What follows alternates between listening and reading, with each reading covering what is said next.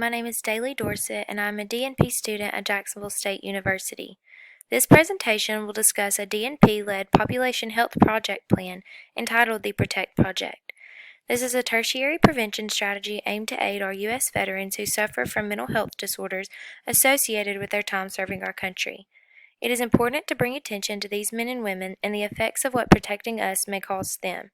Several veterans each year face mental illness and do not always have the opportunity to act or seek treatment.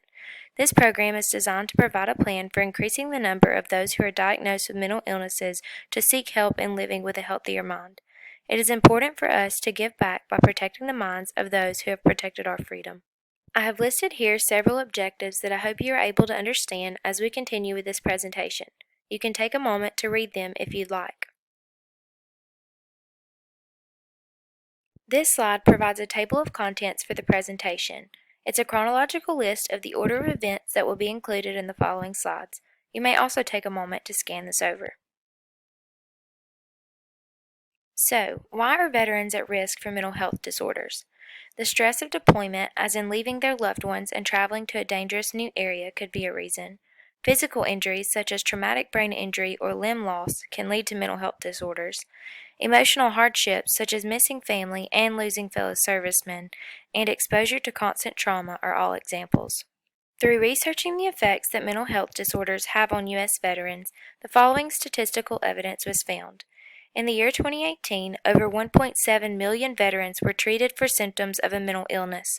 This number is large, but would not even compare to what the number would be if every veteran who faced symptoms were to seek treatment.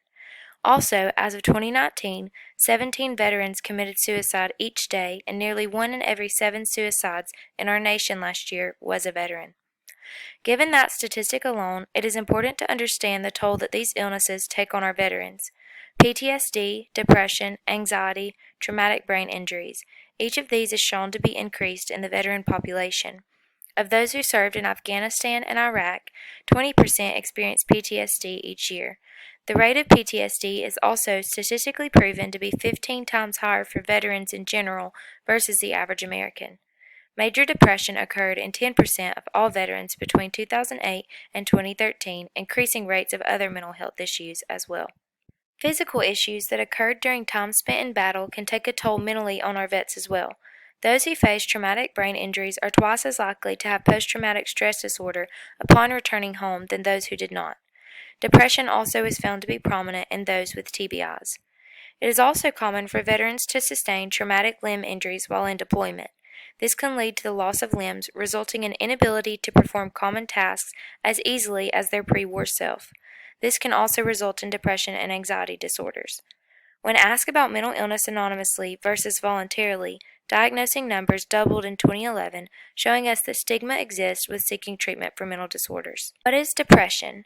Depression is defined as a serious medical illness that negatively affects the way you feel.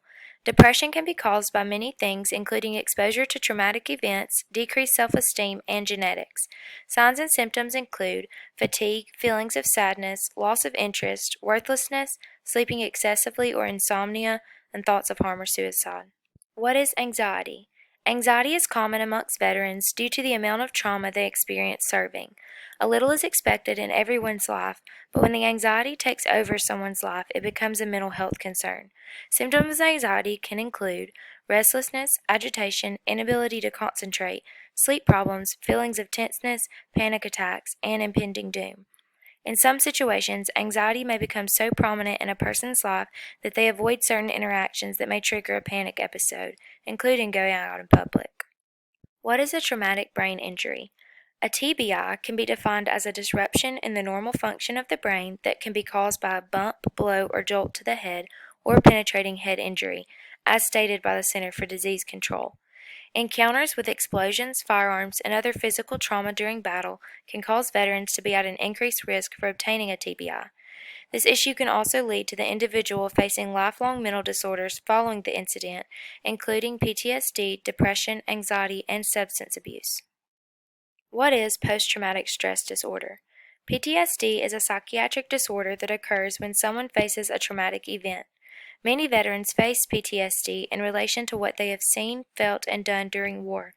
The emotional toll can result in outbursts related to triggers such as certain startling noises or accidental touch. They may have flashbacks and feel as if they are reliving traumatic moments. The project we are discussing is a tertiary prevention plan. Tertiary prevention is the final phase of prevention. This happens when a patient has received a diagnosis. The goal is to help the patient through rehabilitation activities and treatment to improve their level of function and optimize their daily life. So, how can tertiary prevention be used in relation to mental health disorders? Support groups allow for veterans to voice their own issues and have others who relate. Counseling sessions can alleviate the built-up emotions that may otherwise stay bottled in. Medication therapy can be used to treat symptoms of mental disorders. And psychotherapy is a broad area that covers many forms of therapy. It can include cognitive behavioral therapy, electroconvulsive therapy, exposure therapy, and problem-solving activities. As stated previously, the PROTECT project is a DNP-led tertiary prevention plan that is meant to ease the burden of mental illness related to time spent in the military. The essential purpose of this program is to increase the overall health and lifespan of our veterans and provide them with a healthcare outlet that they feel comfortable in expressing their needs. The following acronym is used to help describe the steps and priorities included in the PROTECT project that will be discussed individually in the following slides. First step is to plan. Using a state population in the beginning will be helpful when evaluating initial efforts. First, a list of every living veteran within the state will be gathered and contact will be made discussing the purpose of the project. Confidentiality will be stressed to those encouraged to participate. We want to include all veterans possible because many veteran healthcare organizations only offer care to vets who have served for a certain number of years or deployments. Next, we will have those willing to take a survey regarding the effects of military service on their health.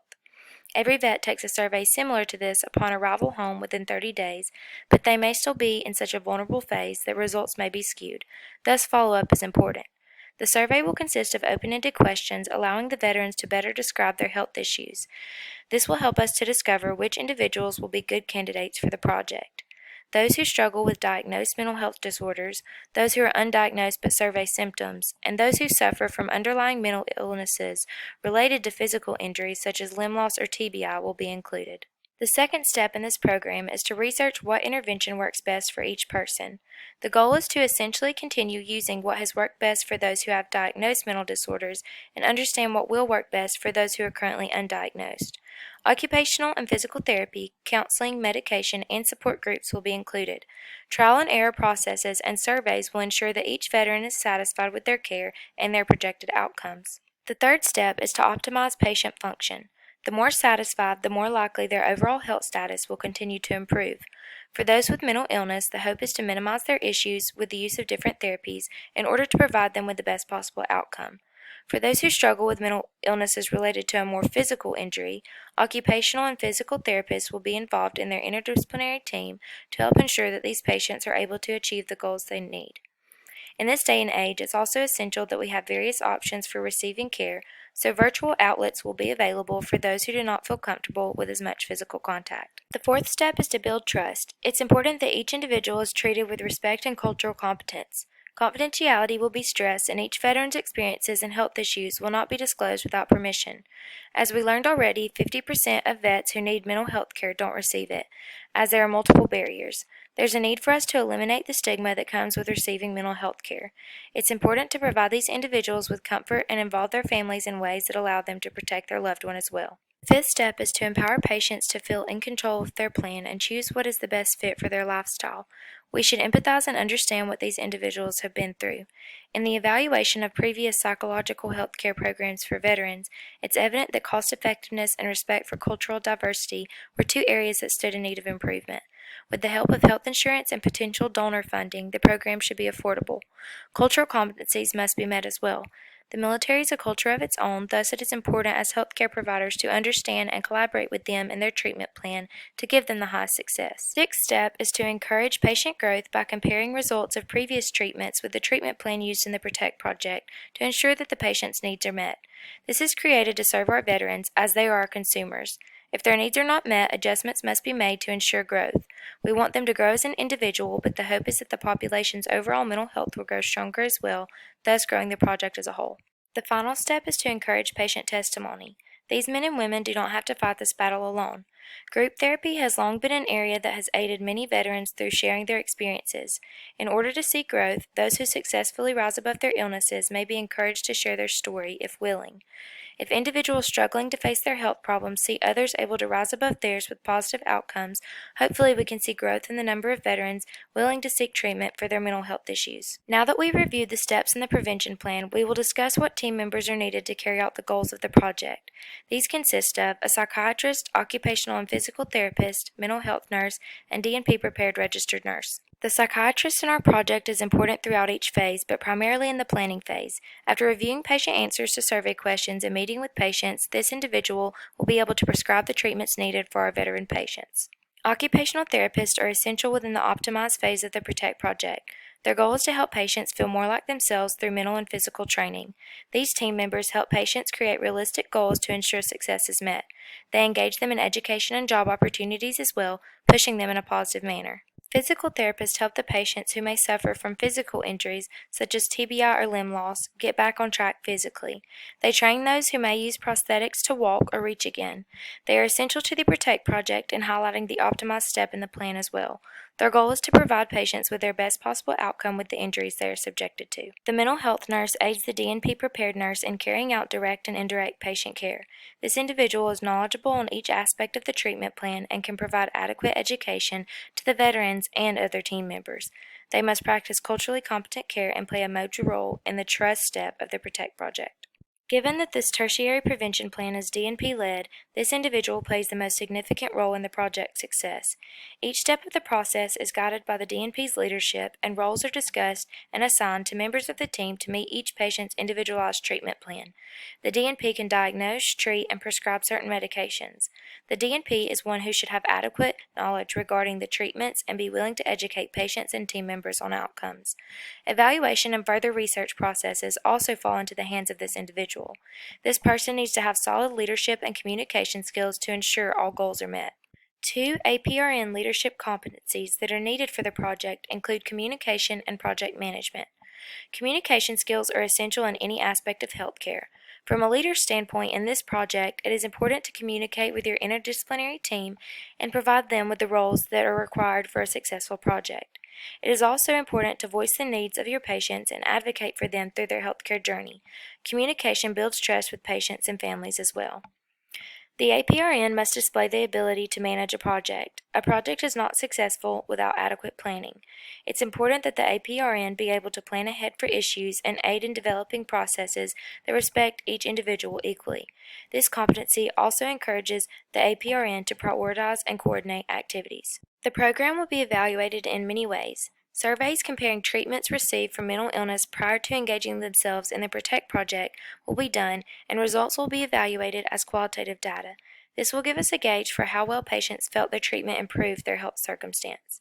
Through the course of the project, patients will be tracked using an electronic database as well. This will allow the interdisciplinary team to view when the patient was present and participating in activities related to the program. This will help develop trends related to patient success and time spent utilizing the Protect project resources. This will also allow us to view numbers of each illness or disability present within our population to later evaluate the differences in success rates of each group. This provides quantitative data related to our population. The data obtained through these evaluation measures will then be processed using an evidence-based practice approach to determine the success rate of the patients enrolled in the project. The outcome of these studies will be analyzed to determine what changes may be needed. In conclusion, we know that our veterans are majorly affected by mental illness each day. We've discussed the barriers and stigmas that come into play when receiving health care for these illnesses. The Tertiary Prevention Plan Protect project is hopeful to increase the number of vets who do receive treatment and center their care on their own satisfaction and needs. The interdisciplinary team is essential for carrying through the plan. For the APRN, communication and project management are crucial to succeeding in the population healthcare area. Quantitative and qualitative data with an evidence-based practice approach will be used to evaluate the success of the project and make changes to ensure it is meeting the needs of our targeted population. Thank you guys so much for listening. The following slides will include a list of references used throughout the presentation.